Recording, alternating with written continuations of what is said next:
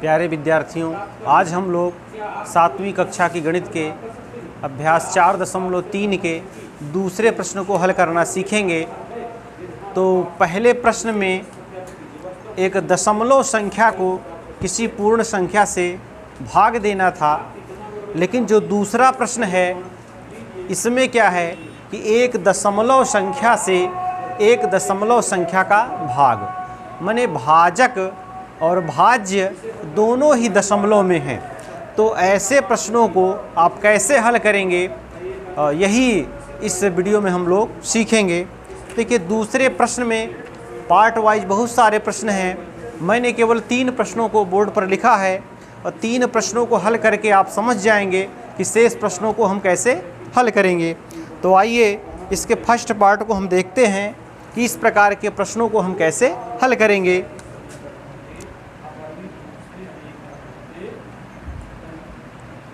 देखिए, first part में कह रहा है कि 34.681 को 4.39 से भाग दीजिए। तो पहला प्रश्न आपका यही है फर्स्ट पार्ट में।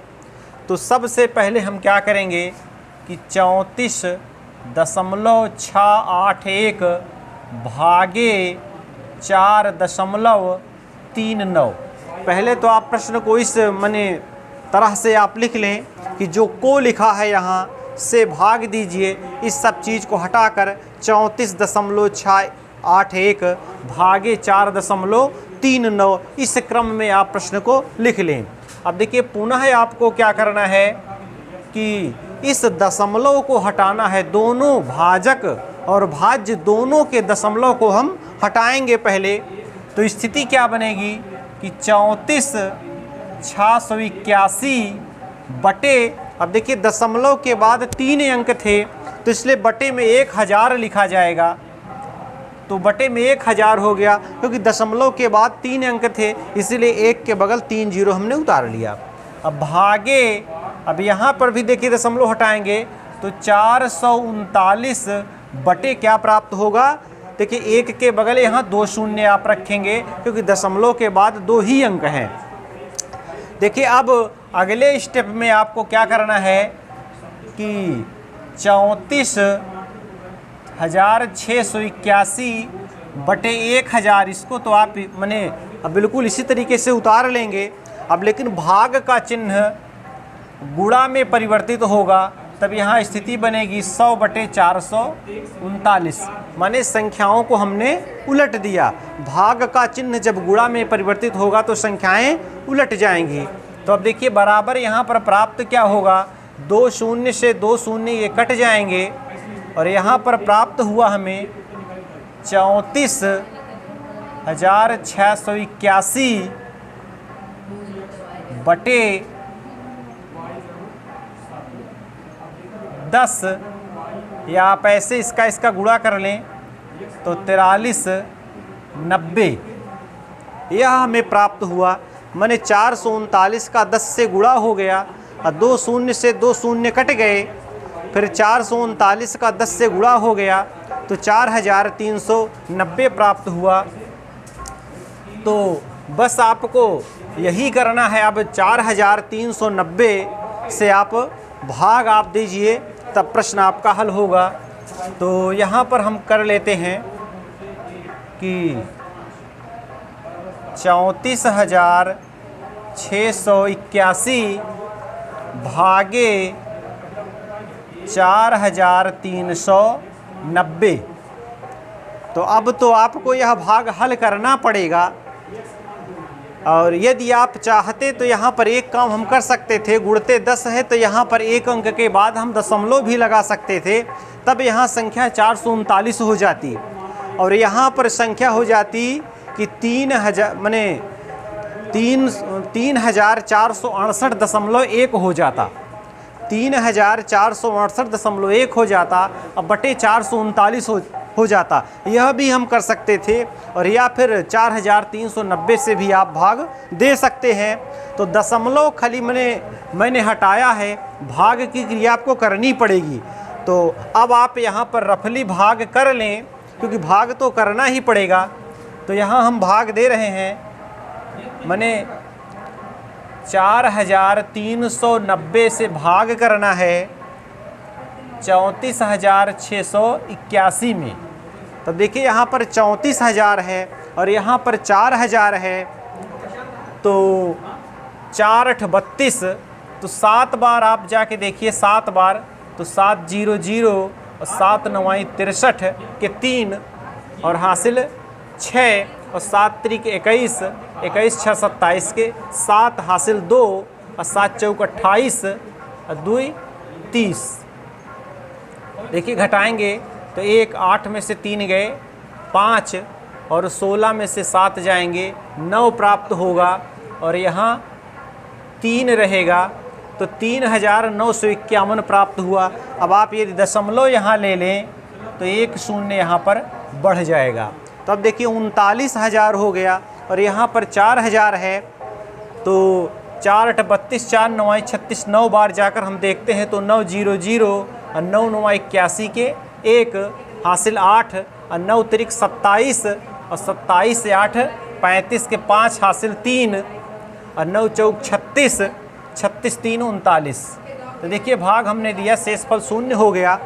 तो यहाँ पर हम बराबर लिखेंगे 7.9। तो 7.9 हमारा उत्तर प्राप्त हुआ, और यह प्रश्न का हल है। तो पहली लाइन में जो क्रियाएं हमने की वह केवल दशमलव को हटाने के लिए, क्योंकि भाज्य और भाजक दोनों में दशमलव यदि लगा रहेगा तब भाग करना कठिन होगा। तो सबसे पहले इसी दशमलव को हम हटा लेते हैं। दशमलव को हटा लेंगे तो प्रश्न आसानी से हल हो जाएगा। तो देखिए सेकंड पार्ट को देखते हैं। तो सेकंड पार्ट में देख लेते हैं कि 43.263 को 6.27 से भाग दीजिए। तो देखिए यह प्रश्न है, पहले ही पार्ट की तरह यह भी प्रश्न है। तो सबसे पहले हम प्रश्न को लिख लेते हैं। 43.263 भागे 6.27। तो प्रश्न को पहले इस प्रकार से लिख लेंगे गणित की भाषा में। अब देखिए दशमलव हटाएंगे यदि हम, तो 43,263 बटे में क्या प्राप्त होगा, 1,000, क्योंकि दशमलव के बाद 3 अंक हैं, तब फिर 1,000 प्राप्त होगा। और भागे 627, अब इसका दशमलव हटाएंगे तो बटे 100 प्राप्त होगा। तो इस प्रकार से दशमलव हमने हटाए। अब देखिए भाग का चिन्ह गुणा में परिवर्तित करेंगे तब संख्याएं पलट जाती हैं। तो 43,263 बटे 1,000, यह तो ऐसे ही रहेगा, और गुणा 100 बटे 627, 100 बटे 627। भाग का चिन्ह जब गुणा में परिवर्तित हुआ तो संख्याएं उलट गई। अब देखिए 2 0 से 2 0 हम कैंसिल कर देते हैं। फिर 43,263 में यदि हम 10 का भाग करें तो 1 अंक बाद दशमलव लग जाएगा। तो यहाँ पर स्थिति क्या बनेगी कि 4,326.3 बटे 627। देखिए यहाँ बटे में 10 था, और जब इस 10 को हमने हटाया तो दाहिनी ओर से छोड़ गिनते हुए 1 अंक के बाद दशमलव लग गया। तो 4,326.3 बटे 627। तो अब तो इसे भाग देना ही होगा कि 4,326.3 भागे 627। इस प्रकार हमने लिख लिया। अब देखिए एक पक्ष में ये दशमलव लगा है तो इससे कोई दिक्कत नहीं।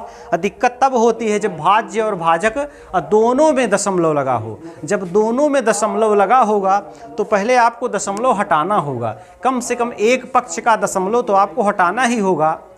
तो जो भाजक है भाजक है उसका दशमलव या आप यदि हटा लेंगे तब भाग आप आसानी से दे सकते हैं। और चाहे तो दोनों का दशमलव हटा लें, फिर यह अगर यहाँ से दशमलव हटाएंगे तब यह फिर 6270 हो जाएगा। यहीं पर यह क्रिया आप कर सकते थे, इस 10 का 627 से हम गुणा कर देते तो यह 6270 हो जाता और यह 43263 ही रहता। तो अब भाग आप दे लीजिए। तो 627 से भाग किस में देना है? 4326.3। तो देखिए पहली बार हम कितनी मने जाएं, पहली बार तो 600 है और यह 4300 है, तो 6 छंग 36 और 6 सते 42, तो 7 बार हम जा सकते हैं। तो चेक कर लेते हैं। तो 7 सते 49 के 9 हासिल 4 और 7 दूनी 14 और 14 4 18 के 8 हासिल 1 और 7 छंग 42 एक 43। तो ये तो ज़्यादा हो गया, मैंने 43 89 हो गया। 6 बार हम जाएंगे, तो 6 बार यदि जाते हैं तो 6 सते 42 के 2 हासिल 4 और 6 दूनी 12 4 16 के 6 और हासिल 1 और 6 छंग 36 एक 37। तो आप घटा लें, 6 में से 2 जाएंगे 4 और 12 में से 6 गए 6, तो यह भी 2 बचा तो 12 हो गया, 7 में गए 5, तो 564 बचा। अब दशमलव यहाँ बढ़ा दें और 3 यहाँ उतार लें। तो अब देखिए 627 से भाग देना है 5643 में, तो 6 8 48 6 9 54 9 बार ऐसा जाना चाहिए इसको। तो 9 7 63 के 3 हासिल 6 और 9 दूनी 18 और 18 6 24 के 4 हासिल 2 और 9 6 54 2 56। तो देखिए मैंने से 0 हो गया, तो यहाँ पर हम लिख सकते हैं बराबर 6.9। तो यही हमारा उत्तर है। तो कुल मिलाकर 2 पार्ट हमने हल किए और इनसे एक मैंने बात निकल के आई कि जब भाजक और भाज्य दोनों में दशमलव लगा हो, माने दशमलव संख्या से ही दशमलव संख्या में भाग करना हो, तो आप क्या करें कि दशमलव माने भाजक का दशमलव आप जरूर हटा लें और दोनों का दशमलव हटा लें तब और अच्छा है। नहीं तो किसी एक भाजक भाज्य में से किसी एक का दशमलव आप जरूर हटा लें और तभी आप भाग की क्रिया कर पाएंगे, तभी प्रश्न आप हल कर पाएंगे, अन्यथा प्रश्न हल करने में बहुत ही दिक्कत होगी। तो आज के वीडियो में बस इतना ही, शेष प्रश्नों को हम कल के वीडियो में देखेंगे। तब तक के लिए बस धन्यवाद।